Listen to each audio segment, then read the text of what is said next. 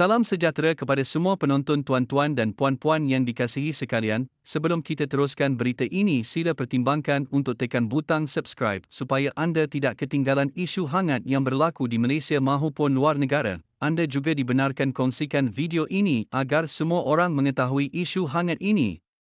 Baiklah, isu hangat hari ini ialah Kuala Lumpur. Kementerian Luar Indonesia menyifatkan kenyataan Tun Dr. Mahathir Mohamad bahawa Kepulauan Riau sepatutnya menjadi sebahagian Malaysia, tidak mempunyai asas undang-undang. Jurucakap kementerian itu, Teuku Faizah Shah, berkata bekas Perdana Menteri itu juga tidak memiliki alasan jelas kerana Kepulauan Riau diiktiraf sebagai sebahagian daripada wilayah Indonesia di peringkat antarabangsa. Wilayah Indonesia ditentukan berdasarkan prinsip dan ketetapan undang-undang antarabangsa. Indonesia tidak melihat atas dasar undang-undang apa dan alasan apa kenyataan Dr. Mahathir ini dibuat. Ketika dunia berdepan banyak cabaran, seorang ahli politik senior tidak sepatutnya membuat kenyataan tidak berasas yang boleh menjejaskan persahabatan, katanya seperti dilaporkan portal berita Indonesia, Kompas. Dr. Mahathir ketika berucap dalam sebuah kongres pada Ahad lalu berkata, bukan hanya Pedra Branca atau Pulau Batu Putih harus dikembalikan, sebaliknya mencadang supaya Malaysia menuntut semula Riau dan Singapura.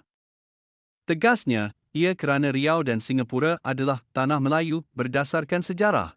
Mengulas lanjut, Teuku Faizah Shah berkata, Kepulauan Riau akan terus menjadi sebahagian daripada Indonesia buat selama-lamanya. Pada 23 Mei 2008, Mahkamah Keadilan Antarabangsa, ICJ, memutuskan Singapura mempunyai hak terhadap Batu Putih manakala Batuan Tengah yang terletak tidak sampai 1 kilometer dari pulau itu milik Malaysia. Selain memutuskan hak milik Tubeh Selatan, kira-kira 4 kilometer dari Pulau Batu Putih akan ditentukan mengikut persempadanan perairan negara yang menguasainya.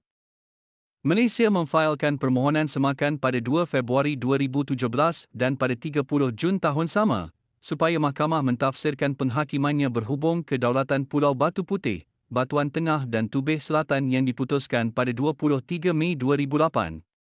Permohonan semakan itu difailkan berdasarkan penemuan baharu Malaysia melalui 3 dokumen penting menunjukkan pegawai tertinggi Singapura tidak pernah menganggap ia memperoleh kedaulatan terhadap Batu Putih di bawah Johor. 2 daripada dokumen itu yang hanya boleh diakses kepada awam selepas ICJ memberikan penghakimannya juga menunjukkan pegawai tentera laut British mengakui perairan di pulau itu milik Johor. Bagaimanapun, Malaysia terlepas peluang untuk mendapatkan semula Pulau Batu Putih selepas Perdana Menteri ke-7, Tun Dr. Mahathir Mohamad membuat keputusan untuk menarik balik semakan dan pentafsiran penghakiman. Berhubung kes kedaulatan pulau itu serta Batuan Tengah dan Tubeh Selatan beberapa hari sebelum kes dibicarakan di ICJ pada 11 Jun 2018.